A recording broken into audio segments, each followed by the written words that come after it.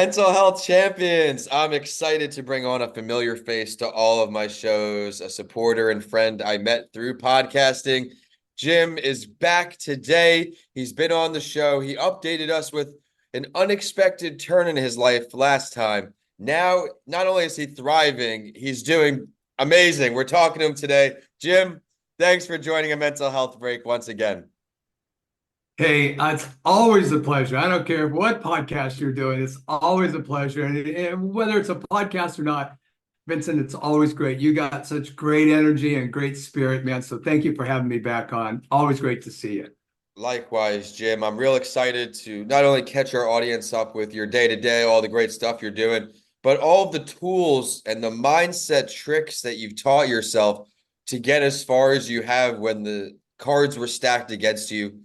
For everyone who missed your most recent show, catch us up on something that came out of nowhere that changed your life forever.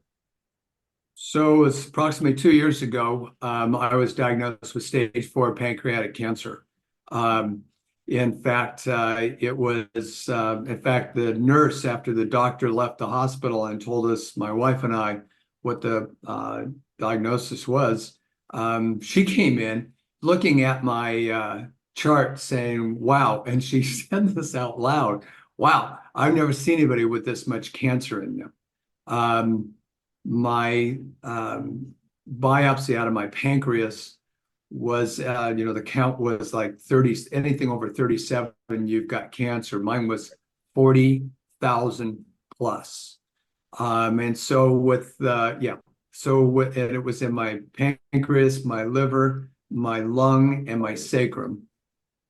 And within about 2.5 months, with no medication whatsoever, just a strong mindset and good faith, um, I was able to reduce it to over half. And they're still scratching their heads on that. So today, um, I think through a miracle and my positive mindset and what I teach, I had to amp it up. And today I'm cancer free. Well, Jim, congratulations on not only being cancer-free, on continuing to have the mindset to want to do more, to need to do more, to keep making a difference. I know you've been up to a lot. What are some things you've been working on since? Well, got a new book coming out. We're working on it. We're about a quarter of the way through, so probably by the end of summer. It's all about mindset. Can't You wait know, for that. use Yeah, and so just kind of the tools I've been teaching, professional sports athletes, college athletes, and my team and I out doing what we do in the area of positive psychology and cognitive psychology, and just kind of going through, every one of us have got life's, throws challenges and setbacks at us, and you certainly have had yours, Sure, sure. and in coming back from those, it really takes some mental toughness,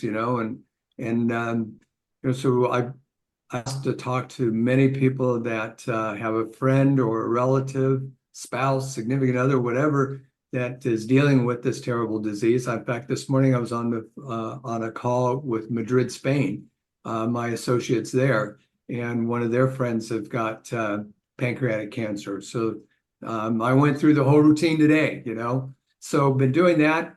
Been traveling quite a bit, as you know, Mexico, the Caribbean, South America, and of course here in the United States. Kind of sharing my story and making it relevant to, especially in businesses. Man, if somebody like myself can get through this, in the belief that I know that I could get better and heal, and that it takes a village. It takes a village, and it took my, love and support, my faith, my mindset, and in the medical field, I have a belief in that. So, kind of sharing that, hopefully, it inspires people to, hey, what they're looking at, the challenge that they're looking at today, maybe isn't as big as they thought it was, and it's all about mindset. Jim, you're a testament to mindset. You always have since I've known you, and it's just so inspiring, and you certainly are inspiring so many out there. I want to ask you now, throughout your recovery, what was your number one takeaway that you had from this experience? Something that helped you keep that mindset where it needs to be. I've been asked that question a number of times. and I started a paper, excuse me while I reach for it, All right. and it's the factors of a positive mindset. So what did I really kind of go through? And I pulled up about 8 different things that, and just really quick, how did, I got Please. asked Yeah.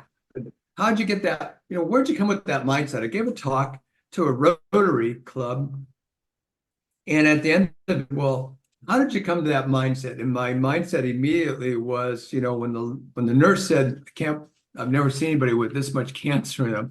My wife wanted to rip her face off. And I Oh said, my Jill, goodness. um,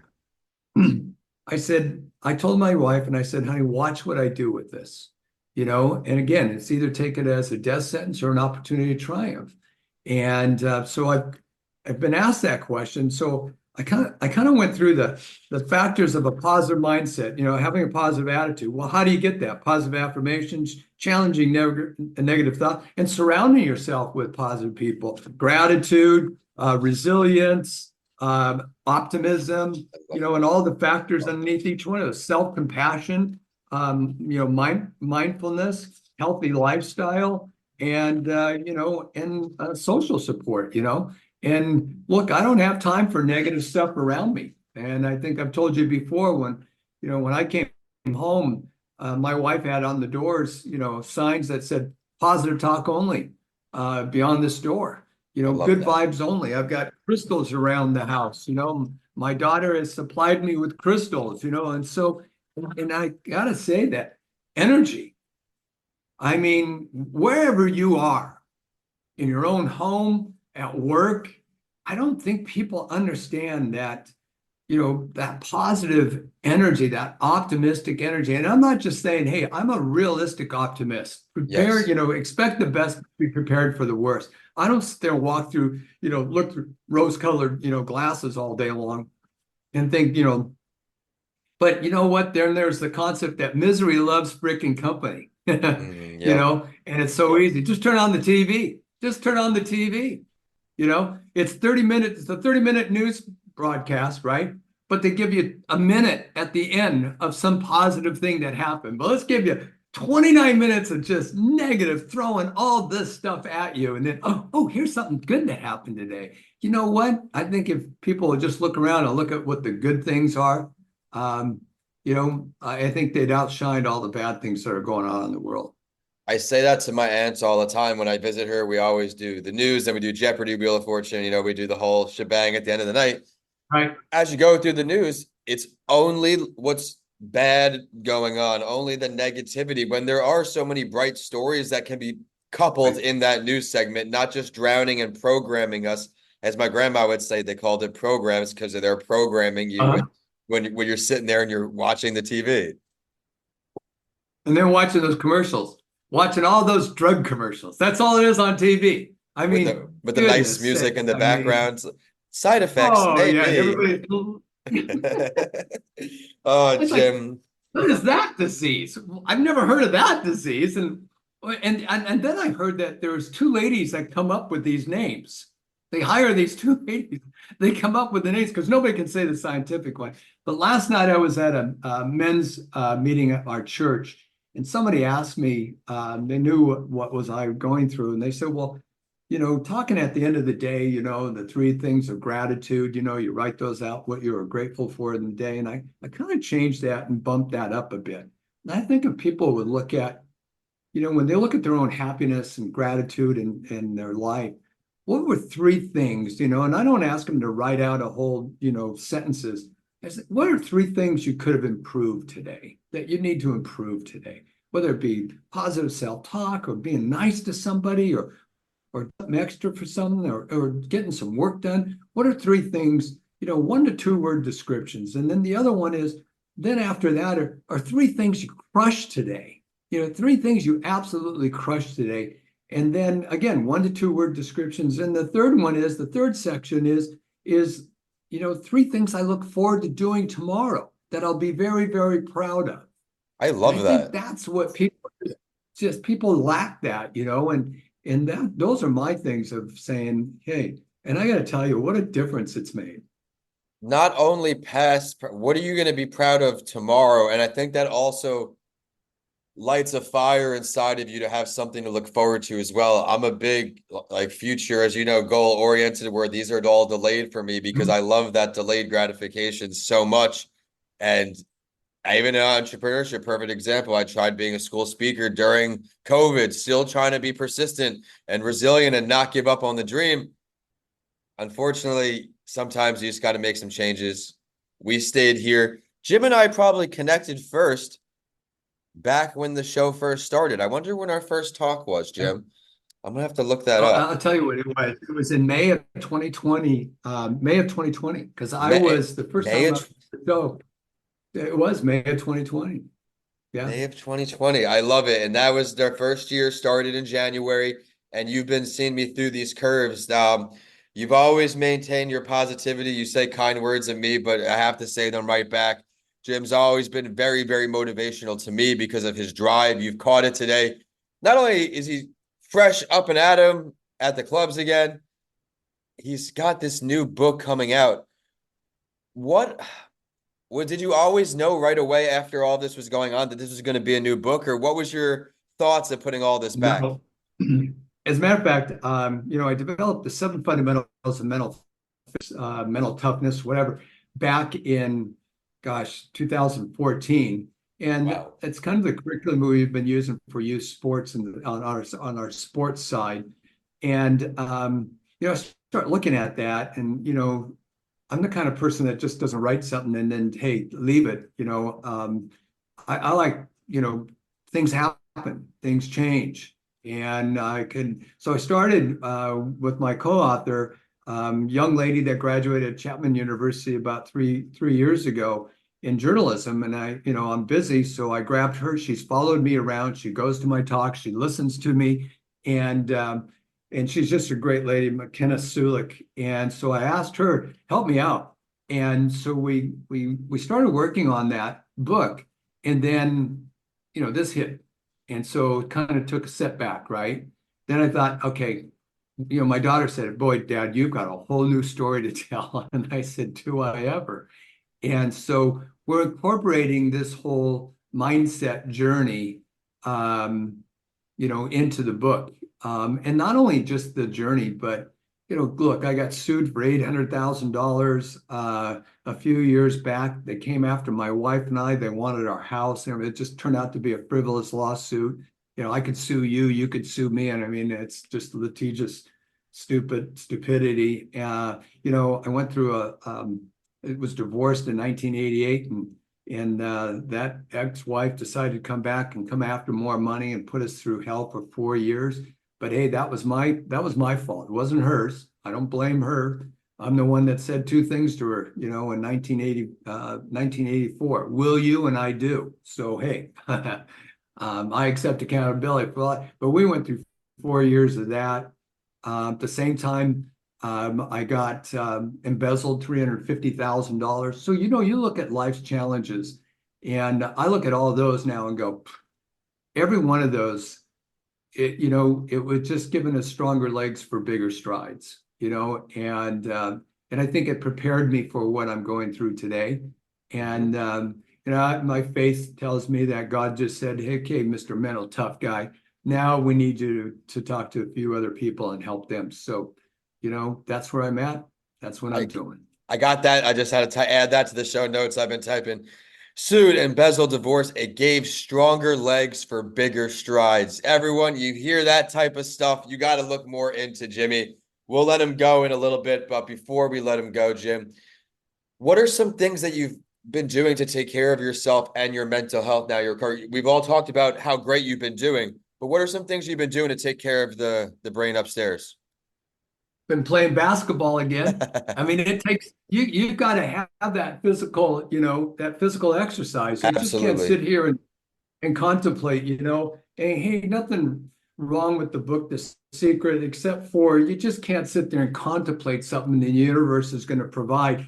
My father said anything is possible, and I remember that. But my mother was right there, and she says, yeah, as long as you work your ass off, So, Yeah. what's his name? Jim Carrey wrote the check for $1 million, put it in his wallet. He didn't go sit on the couch and wait for a director to call him. He got out there and did auditions and everything else, and he made it happen. And the Yeah. whole point of that is that having that strong, vision. Look, I never set out to be cancer free. I set out to be healthy. Cancer was in the way. And I think most people lose, they don't have that clear end result, that they're looking for. That's probably the number one thing, that strong belief. The belief in my ability, my mental capacity, my mental endurance to get through this, the belief in my family, the belief in my God, the belief in the medical profession, the belief in and then eating. What do I eat? I'm looking at, heck, I look at different things now. You find me looking at, what's in our food, Right. and you can get carried away and go, you probably just be living. I can go outside and just live on the grass and be like a cow, but come on, I don't throw the baby out with the bathwater. I'm not all that yet, but Oh I man. do bring more consciousness to that too. I love how you're still out there shooting hoops like it's nothing. And I know you're probably Dude, out running and I lasting scored big everybody. time yesterday. I put in the winning basket yesterday. So come on, Really? this All right. blows my mind. And I just, coming home, it's like getting up in the morning, go out and work out, and you get done and you're on your way home, go, man, you didn't want to drag your butt out of bed, but you did it. And now, bam, you're there. Oh man, I'll say it once, I'll say it again. I love the positivity and I love how you've got this rejuvenation in you. You're so out there ready to get it, looking forward to basketball, the morning workouts. You're doing more than a lot of people that have not faced the adversity that you had, Jim. So please, I know you don't tap yourself on the back, so tap yourself on the back for me if I was out there in California with you. So look, anybody, I really am, and I really do enjoy, and I think it is a purpose, that any of your listeners, if they want to talk to me about a family member themselves going through this medical journey, they're more than happy to contact me. You can go to my website, jimmadrid.com, and you can see my story there. You can contact me through there, and I'm just happy to help. And I love that. I'm whatever. I'm not the one telling people what to do. I had enough people telling me that. God bless them. They were only trying to help. But some Yep. people, like myself, you get a little upset with that. All I'm here to do is say, here's what I did, and if any of this will help, be my guest. And I love that. And I think that's some similarity we share. We're just doing our part, sharing our story, and hopefully it helps one or two people along the way. But Jim, I can't And thank you enough. I know you have too. I know you have too, man. I know you've Yeah. done that too. And I've seen some of your talks, and and I guess we just got picked, and we got picked, and happy to help. And it's tough because at the time you're like, what good? They say, oh, everything's got some good in it. Everything will always blah, blah, blah. But when you're in the midst of that, you're like, God, why? How is this happening? Even as you know, in entrepreneurship, in the lows, especially in the beginning, it's like, how hard do I have to work and still not reap any reward? But you just find something in you to wake up the next day, keep doing it, send another email, make another call. And before you know it, the frown's upside down. But Jim, you took time out of your day to Right. join us again. I can't thank you enough. One more time with how we can find you online. Thanks you. Thank you. Thank you, Vincent, and all the best to you. And keep up the good work, will you, bud? You're Thank doing you. great work too. I Yeah, appreciate you, Jim. I appreciate you being a role got model it. for all of us out here. Everyone out there, be sure to check us out. We're at a mental health break on all podcast platforms. You can find us on social media at the same name. I am at Vincent A. Lancy on all social media and YouTube. And with that, today we are signing off from California all the way down to Florida. Jim, thanks again. Thank you.